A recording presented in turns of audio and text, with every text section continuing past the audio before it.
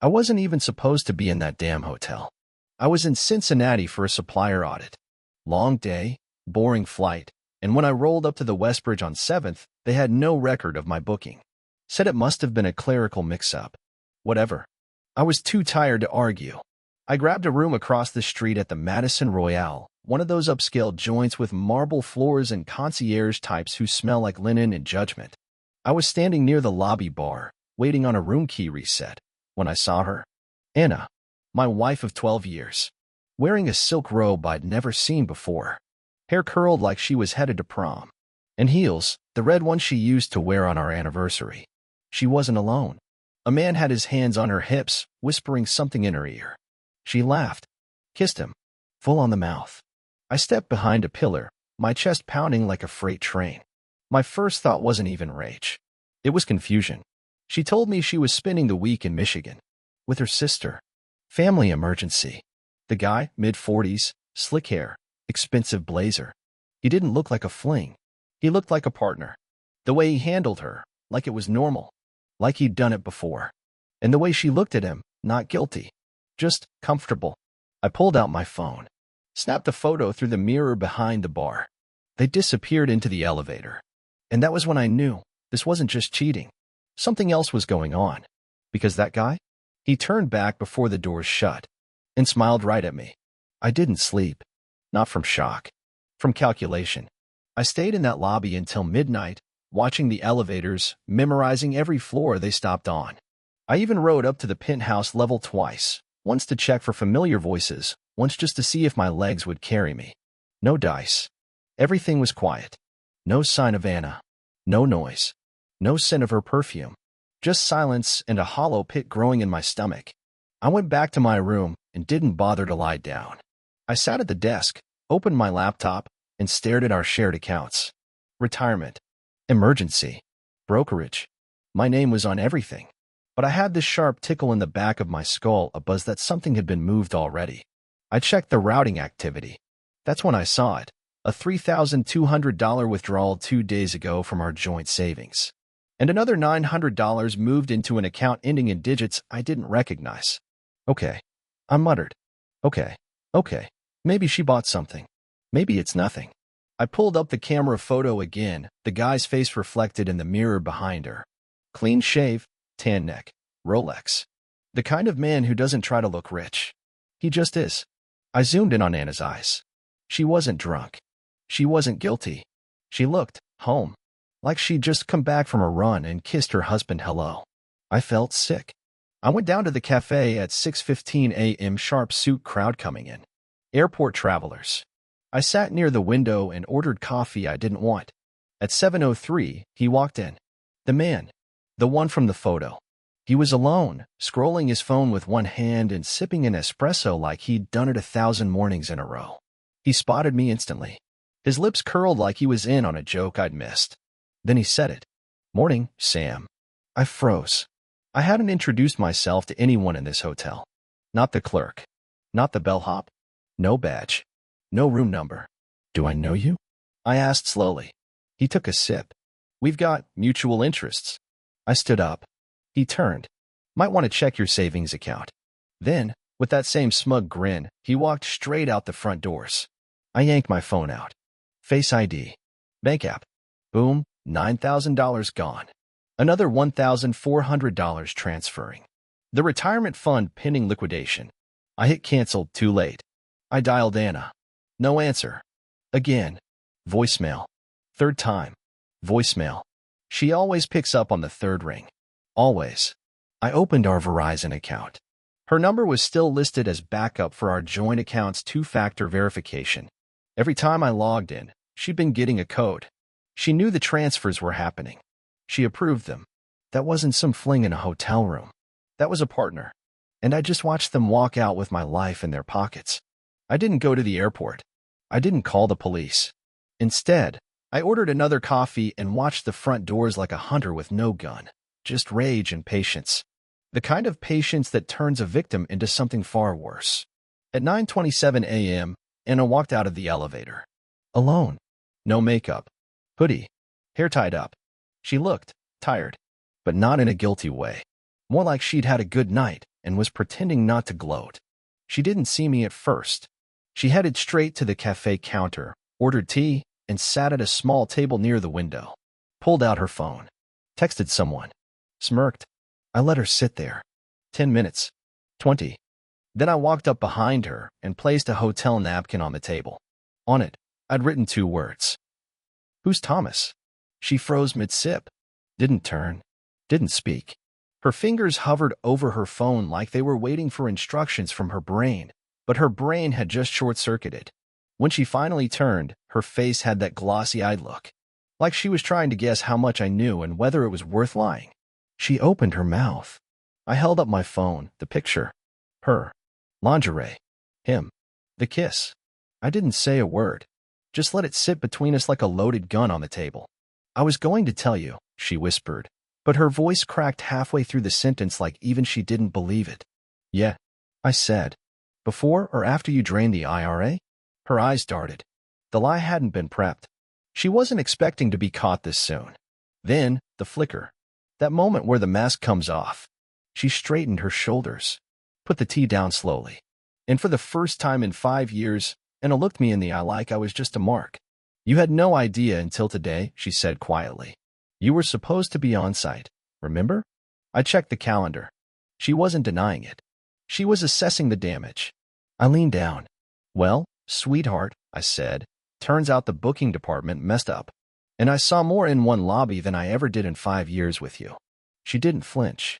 Just said, then you already know. There's nothing to talk about. Then she walked out. No apology. No panic. No fake tears. She just left like she'd finished a business meeting and had somewhere better to be. And I finally understood. This wasn't just adultery. It was a con job. And I wasn't done being useful yet. I didn't check out of the hotel. I checked in again. Different name. Different card. Different floor. That same afternoon, I walked into a nearby co-working space and opened a new laptop. No way was I logging in from my own machine, and I knew my routines too well. This had to look real but still controlled. I opened up one of my backup accounts. It held just enough cash to tempt but not enough to ruin me. Then I built a decoy. Bank emails, security messages. I mirrored them all. Recreated my real banking habits with little transfers, fake pings, even changed the contact name on the alert text to match the real account. Then I sent one email to my own backup inbox. The subject line, Q4 bonus incoming, wire routing enclosed. That email was bait. I didn't even have to send it to them, because if what I suspected was true, Anna's guy, Thomas, was already monitoring my mail with a keylogger or forwarded access. The trap was set. At 3:43 p.m., a login ping came through on the fake account from Tampa, Florida. By 3:44, the entire fake balance, just under $48,000, was moved into a shell account in the Caymans. And that's when I smiled. Because that account? It was flagged. 5 weeks ago, I'd met a guy from my old high school, now working for the FBI's cyber division. Over beers, I told him I suspected something fishy was going on. He said, "You ever need a tracer? Let me know." Well, now I needed one. The account wasn't just bait. It was a wormhole. The second they tried to cash it, the FBI would follow the money like blood in the snow. And Anna? She had no clue she'd just dragged herself into a federal investigation. I turned off the burner laptop, stuffed it in a thrift store donation bin 2 blocks away, and walked into a pawn shop to buy a new phone. No contract. Cash only. I messaged Thomas from a new number. "Nice pull. Retirement's gonna be sweet, huh?" He replied in under a minute. "Who is this?" I smiled. "The guy whose money you just stole. Hope you didn't forget to breathe while you were counting it." I didn't message again. That night, I booked a train out of the city. I wasn't running. I was observing. Because now I wasn't just the mark. I was the hunter. 3 days after the wire transfer, I returned home. I didn't say a word to Anna. She greeted me in sweatpants and a forced smile, like nothing had changed. "How was the audit trip?" she asked, stirring sugar into her coffee like she wasn't partnered with a digital burglar. I smiled. "Boring trip. Same spreadsheets, different zip code." She kissed my cheek. I tried not to flinch. That night, while she showered off the stress, I opened the locked drawer in my home office where I kept the security tablet, the one wired into our home Wi-Fi, the one Anna didn't know about. It showed two strange MAC addresses, phones, connecting to our network the last few weeks. Not one. Two. Regularly. She'd been bringing someone here. Maybe even Thomas. I checked the living room camera. She disabled it. Clever. But the kitchen one? That one she missed. The week before my trip, 2 a.m. timestamp, she walked in wearing a silk robe I'd never seen before and 2 wine glasses in hand. She kissed someone off camera, laughed, then reappeared holding the same chipped mug. So it hadn't moved, because he'd been using it. My stomach twisted, but my face didn't move. I copied the footage onto a flash drive. She left around 9 o'clock for a doctor's appointment. At 9:23, the strange phone appeared on the Wi-Fi again. I waited, and then I knocked on the bedroom door. "Forgot my keys," I said loudly. "Can you check my nightstand?" Silence. Then fumbling. A click. Someone moving fast. I kicked the door open. Empty room. Sheets a mess. Closet door wide open. I pulled it open. Nothing. Until I heard it. A creak under the bed. I knelt. Grabbed a belt from the floor. Pulled it. And he was there. Shirtless. Smiling. "Hey, Sam." Same guy from the hotel. Thomas. Anna, breathless, appeared in the hallway. She gasped, hand on her chest like she was auditioning for a soap opera. I can explain." "No need," I said. "I already started." He crawled out from under the bed like a cockroach. I didn't hit him. Not yet. I reached into my back pocket and pulled out the flash drive. Tossed it onto the bed. "You two look good in low light. Too bad the FBI prefers high res." They both froze. She blinked. "You're bluffing." Thomas, already pale, said nothing. "You ever been investigated for conspiracy to commit wire fraud?" I asked. "No? You're gonna love it." He moved for the door. "I wouldn't," I said. "You'll trip the alarm. Cops will be here in 2. Anna looked between us, then whispered, "Why didn't you just confront me?" I stared at her. "Because I wanted you to think you were winning." Thomas was still half-dressed, still dumb enough to think silence made him invisible. "You can leave," I said. He blinked. "What?" "Go," I said calmly. "But if I ever see your face again, even in the reflection of a bank window, I'll call on the favor I'm holding." He glanced at Anna. She didn't speak, just wrapped her robe tighter. He left. I waited until the door clicked shut before I turned to her. "Sit." Anna stood like a statue. "Sit," I repeated. She sat. "You know, I wondered why you suggested we consolidate our accounts last spring. Why you encouraged me to put my retirement under one login. Why you suddenly wanted to know the name of my HR rep." I leaned in. "Now I know."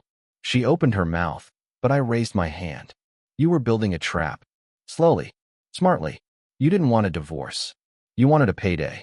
"I was going to leave clean," she said, barely above a whisper. "You weren't supposed to find out. But I did." She looked up at me then. Real tears, or a solid imitation of them. I was scared. "Thomas said we could disappear, that no one would ever trace it. He made it sound like we'd be ghosts." "And you like that?" "No," she said. "I like the idea of not being married to a man who worked 70 hours a week and came home dead behind the eyes." I laughed. It wasn't a kind laugh. "You don't get to pin this on my hours. You weren't bored. You were calculating." She looked away. "I know about the offshore funnel account," I said. "I know you used the fake trust fund to set up dummy invoices and move $38,000 out of my SEP IRA. She paled. "You think you're smart, Anna. But you never noticed the one detail that mattered." "What?" she said, lips barely moving. "There's no SEP IRA. Never was." She blinked. That was the bait. The moment it got touched, the whole thing lit up on a federal flag system. I leaned forward. "You didn't steal my money, Anna. You stole a decoy. And now the FBI has you on attempted federal retirement fraud, interstate identity laundering, and wire fraud." Her jaw trembled. I didn't know it was federal." I stood. "No one ever does. That's what makes it fun." She stood too. "Sam, please. I'll give it all back. I'll testify. Just don't let them take me away." I grabbed my coat. "They're already on their way." She lunged for me, but I stepped aside. "You said you wanted to disappear, Anna," I whispered. "Guess what? You're about to." And then I walked out of the house. Not fast. Not slow. Just steady. Because I wasn't the one on the run anymore. By the time I reached the parking lot, the van was already rolling in. Unmarked, gray, windows tinted darker than night. Two guys stepped out, one of them with a clipboard, the other with a badge so dull it looked like it had seen two wars and a congressional hearing. Sam Harper, the clipboard guy asked, not looking up. Yeah, you did good, the badge guy said. We'll take it from here. I didn't ask what they meant by it. I just nodded, handed over the burner I used for contact, and walked. I didn't look back when Anna screamed, but I heard it.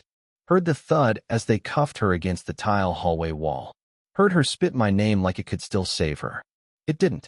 I drove straight to the storage unit, where the backups lived. Not just the paper trails, the bank records, wire authorizations, camera captures, but the real stuff. Audio, video, phone recordings with her laughing about me behind my back to someone named Jamie. That was the first time I heard the ringleader's name. Jamie wasn't just some friend. Jamie was the hub, the spider. He didn't recruit women like Anna, he engineered them. Clean college records. Light student debt. Good at eye contact and better at lying. Anna was one of at least 7. I found them in the flash drive she left unencrypted. Photos. Hotel lobbies. Lounges. Bedroom selfies. In one of them, Anna was kissing a guy I'd seen on LinkedIn once, a regional banking advisor. In another, she was sitting on a yacht in Miami with 2 women and a man whose face was blurred out. Probably Jamie. But here's where it got messy. One of the women in the photo? She worked in my company's accounting department. I cross-referenced travel receipts, found matching dates, hotel bookings under aliases tied to one of our vendors. It wasn't a love triangle. It was a bleeding funnel. They were stealing from multiple men. Same method, same pitch. Retirement assets, joint accounts, sudden requests for bank access in case of emergency. And each time, the women disappeared. Anna was supposed to vanish too, until I flipped the script. And now? Now I had a name. Jamie. No last name yet. But I was close. And I wasn't giving this one to the feds. This revenge was personal. I spent 3 days reading files that made my stomach churn. Every man they drained had the same profile. Late 40s to early 60s, solid income, predictable routines, emotionally starved and easy to manipulate. Some had kids. Some had cancer. One guy had just buried his wife. These women weren't dating. They were assigned. Jamie was the conductor of a psychological heist, a profile engineer, a digital puppeteer. But the problem with puppeteers is they never think the puppets will pull their own strings. On the 4th day, I walked into a dive bar outside of Tallahassee. Met a guy named Desmond, ex-cybercrimes unit, burned by politics. Now he worked for cash and beer. I handed him a USB stick and said, I want a face to this name. Jamie. He looked at the files, then at me. You want an IP trace or a throat to cut? Both, I said. It took Desmond 11 hours. We worked through the night. No breaks. No bullshit. And by sunrise, he had something. Jamie was a ghost, used burner phones, layered VPNs, paid in crypto, but he slipped up. Once. A photo, posted to a private dating group. Blurred face, sure. But the metadata was dirty. GPS tags. Uploaded from a cabin in Blue Ridge Mountains. Desmond grinned. He's not just in Georgia. He's 2 hours from here. I sat back, exhaled through my teeth. That's when I got the text. A number I didn't recognize, but I knew the tone. You should have stayed dumb, Sam. I liked you better broke. Attached, a picture of my childhood home, where my mother still lived. I didn't reply. I didn't run. I sent it to a contact I made during the investigation. Special Agent Ray Stinson. I added one line. They crossed the line. Then I drove. Not to Jamie. To Mom's. She was fine, thank God. Hadn't seen anyone strange. But I changed the locks anyway, installed cameras, motion detectors. Taught her how to use the panic app I'd programmed into her phone a year ago. You all right, honey? She asked while I bolted the last window. You look like the war came back. It did, I muttered. Just not the one you think. When I left, I didn't go back to my apartment. I went to Blue Ridge. I parked down the street from the cabin Desmond pinpointed. I watched. 2 days. 3 cars came and went. One woman I recognized from Anna's photos. Another guy, mid-30s, fit, tattoo behind his ear. Looked like a former Marine. Probably muscle. And then, him. Jamie. Average height. Sharp dress. Designer sunglasses even at dusk. Walked like the world owed him 2 apologies and a check. He looked nothing like I expected. But I wasn't surprised. Because predators don't need to look dangerous. They just need to look trustworthy. And Jamie? He was the best con I'd ever seen. But I was done watching. Tomorrow, I'd knock. And I wouldn't come for a chat. I knocked once. No answer. Knocked again. Then stepped back, counted to 5. The door cracked open an inch. Jamie's eyes met mine through the gap, his smile automatic. Until recognition clicked. His face dropped. Sam. Jamie. The moment hung like wet rope between us. He tried to shut the door. I shoved it. Hard. The door slammed against the wall. He stumbled backward, knocking a chair over. I stepped in slow. He wasn't alone. There were 2 others, woman, early 30s, bleach blonde. Guy in a polo, tattoo behind the ear. They froze. You came to the wrong place, the man warned.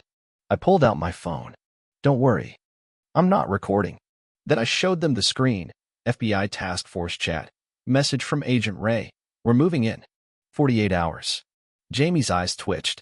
I know what this place is, I said calmly. It's not just a con. It's a farm. A stable. You breed victims. Groom women into roles. Engineer love. Plot exits. And then vanish with the money. No one denied it. Jamie grabbed a drink from the table, trying to act casual. Sam, let's not be rash. You don't want to do something stupid.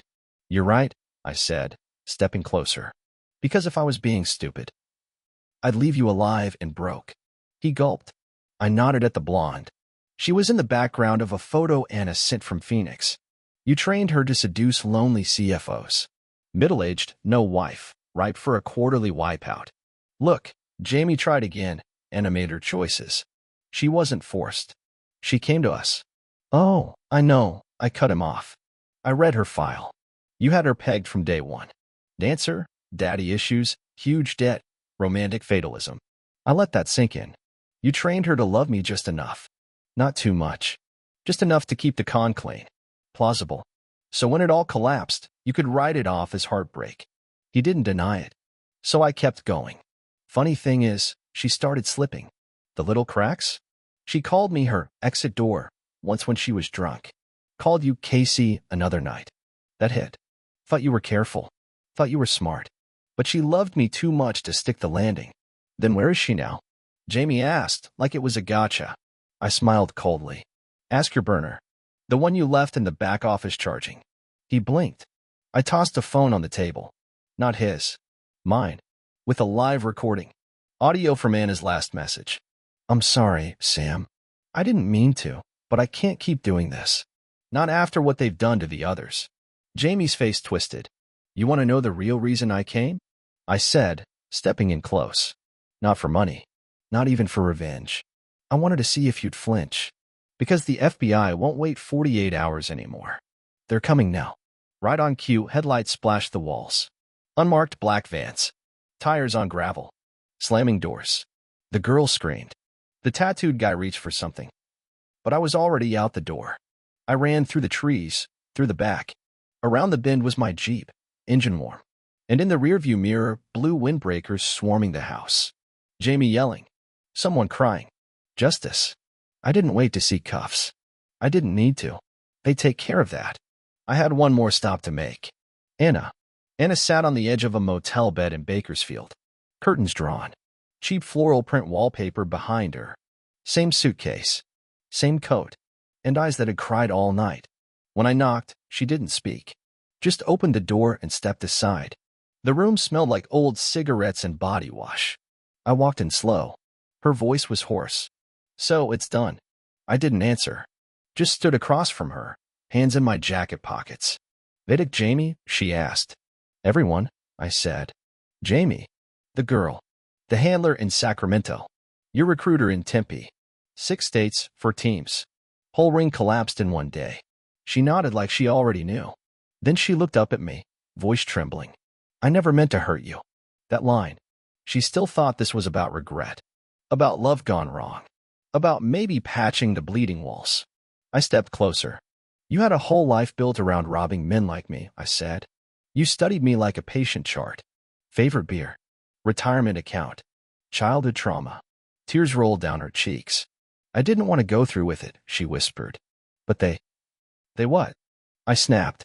Promised you freedom? Cleared your debt?